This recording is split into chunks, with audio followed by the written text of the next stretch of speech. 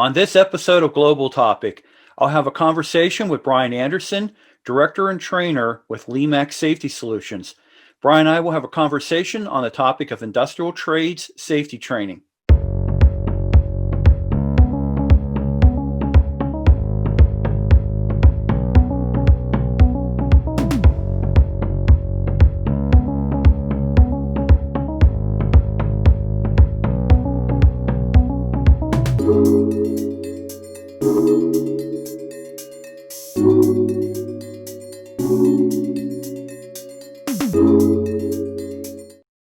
Welcome to Global Topic, the go-to series for the global corrosion and protective coatings industries, exclusively here on YouTube. In this series, you'll find technical content, information, and the latest industry news and events. And now for our interview.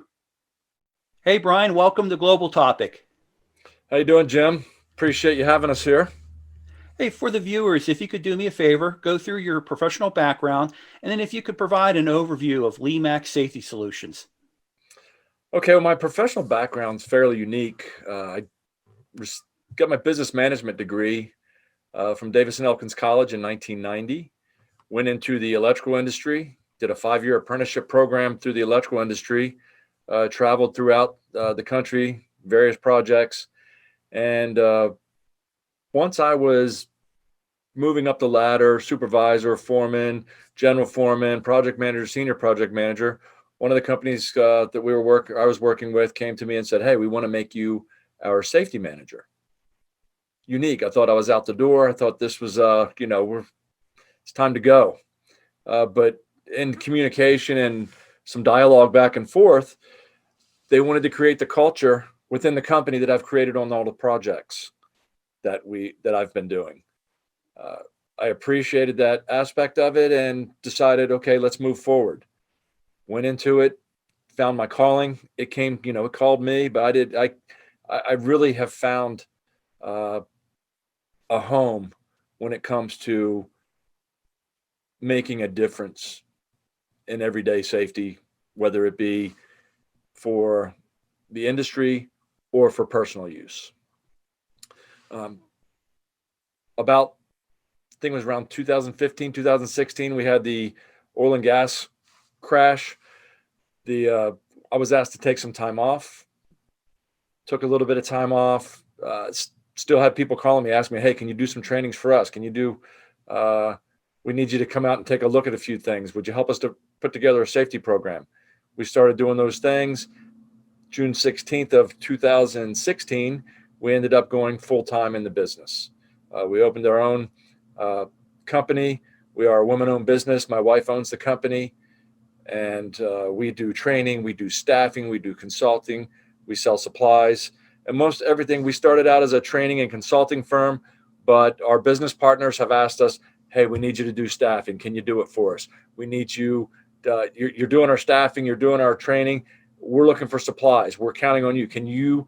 So that's how it meshed. We don't want to go any larger than that. Training, staffing, consulting, supplies. That's what we do. And that's what we do well. And this is where we are today. That's a great story. So, Brian, let's start off with the question that's, related to the biggest challenge during 2020 and still currently challenging us in 2021, which is the COVID-19 pandemic. How has the pandemic impacted safety training offerings? It's definitely impacted them. The size of a class, whether it be in person or virtual, the various protocols each facility has implemented. We do a lot of work for plants during turnarounds. And you go to one facility, they may only allow 5,000 or 5 people per 1,000 square foot of space in a room. Others may have completely different protocols in place. So that's been the large impact, how we're handling it, what we're doing, creating the dialogue. Communication has been a big part of the solution. Companies that we've partnered with to train their teams have recognized there's various challenges out there. How are they going to get around them, or not necessarily get around them? How are they going to manage those challenges? We try to lay out a roadmap to allow each team to be engaged during the trainings and to provide a successful outcome. There's also other considerations such as the federal, the state, the local jurisdictional protocols. We try to use as many of the CDC recommended um, practices and protocols and consider those as well. And then other considerations include the certifying agencies. Where I'm certified, the certifying agency for me for my first aid CPR AED certification. They've put implemented specific protocols during the pandemic that we're going to limit how we do some of these trainings. You may not have to fully do a full-blown hands-on, if that makes sense, to where we'll limit some of the things we do. But the key is to make sure these folks are still trained and that they're in compliance. And the unique thing, though, is we want to be clear that OSHA's been very clear and has stated that the pandemic does not give you a free pass to forego the requirements of training your team. There is to be an effort made, whether it be through a virtual platform, some kind of remote communication option, but to show that a good faith effort was made to meet the standards. Yeah, safety does not take a holiday or time off. No, and the unique thing is we've seen that we've run into some situations where folks are saying, well, we don't want to get into this situation with all our team, even if it's 6 foot apart, where we've got a couple that we usually do in February that we're trying to manage how we're going to handle this 70 to 80 people. We've got a large training room, but they're still a little concerned about the food handling or how they would handle the food with these folks and their teams. And the interesting thing is when we ask the question, well, how are you handling them working out in the field? They kind of take a step back and realize, okay, yeah, we're doing this out in the field. They get so focused. That's the one thing I've noticed. People tend to get blinded and narrow focused with the pandemic only and aren't thinking how we can work and train their teams, thinking outside the box. For the industrial trades, what are the most important safety training programs? I think it's very industry specific a lot of times, unique to the industry or the discipline, but overwhelmingly, the majority we see in industrial trainings are OSHA 10 and 30-hour courses. Many of the facilities require the teams that are coming in to do the work to have that as a base. Then whether the type of work that they're doing, are they going to need confined space, fall protection, rigor and signal training. Maybe a lot of it requires first aid, CPR, AED. And then we have other industry specific, especially with the oil and gas. If we're doing oil and gas a group, it's going to require Safeland USA, hydrogen sulfide, and crystalline silica. Not saying we wouldn't include some of these and maybe some of the other trainings, but that discipline, those are the 3 major ones that they typically see, as well as confined space. Your firm, LeeMax Safety Solutions provides a lot of safety training, but you also, as a firm, you provide experienced and certified safety professionals that can work with contractors, for oversight or safety program requirements for the industrial projects. What do contractors or owners need to look for to qualify a third-party firm that provides safety personnel for project work? When they're thinking about using a third party, we try to really guide them in understanding to be clear on what their needs are. We can't guess on what their needs are, and a lot of times they're expecting us to understand what their needs, but we can help them get there. We just need to really be clear on what their needs are when it comes to providing that third-party service. Many instances, do you need a support person, or does it need to be a managerial position? What type of education do they need, or what experience level? Is there a need for specialized knowledge?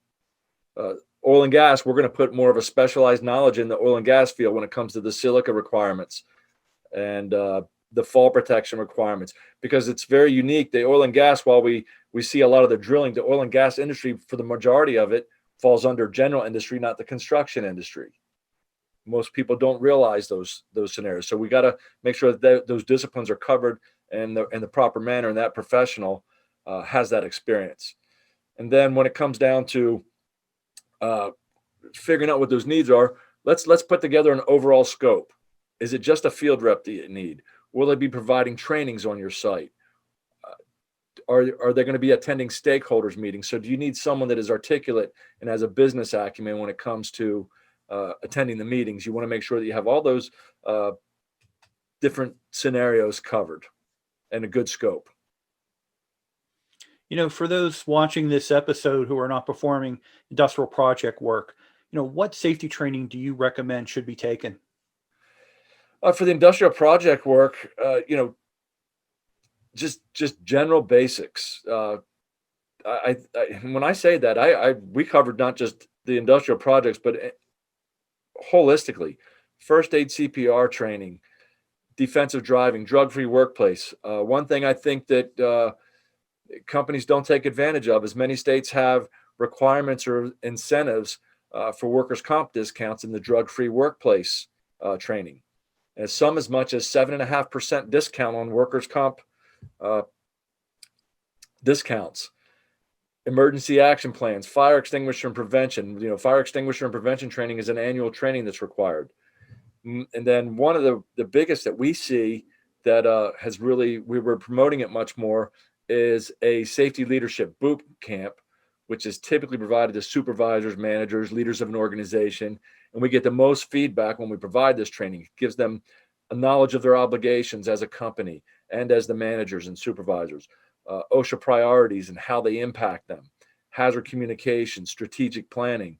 And not once we get the project going, let's do this strategic planning like we're doing an estimate. Let's do it on the front end. So we see a lot of that safety leadership boot camp really tends to open some eyes of what's needed and how they can help impact their team. Yeah, I can highly recommend, especially first aid training. Personally, I've taken first aid training. I've never had to actually use the training.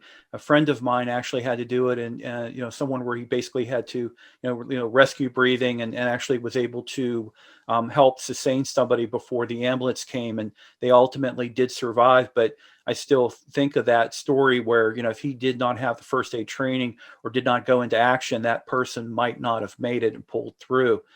For the viewers of the episode, I will have links to LeeMax Safety Solutions, also contact information for Brian. And Brian, is there anything that you would want to close out this episode with? Any other messages for the viewers? I think understand what your team needs. Don't assume, get it, communicate with your team, get your team involved, because when you get the overall buy-in from your team, you're going to have a successful culture. It's going to, the overall impact will be great. You'll notice a greater sense of team.